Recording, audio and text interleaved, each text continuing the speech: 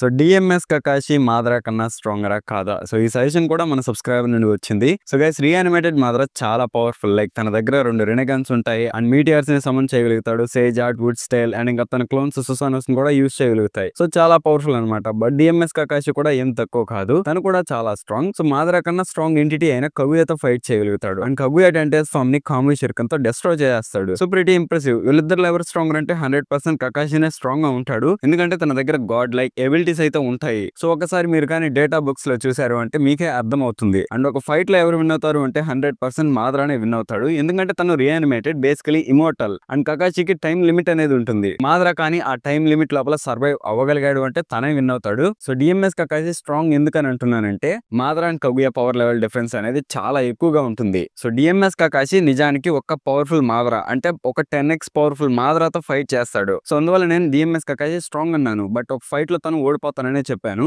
So మీరు hate చేసే ముందు ఒకసారి థింక్ చేయండి, మీకే అర్థమవుతుంది. సో వీడియో కానీ నచ్చుంటే లైక్, షేర్ అండ్ సబ్స్క్రైబ్ చేసుకోండి. అండ్ ఇలాంటి సజెషన్స్ ఉంటే కమెంట్ చేయడం మర్చిపోకండి.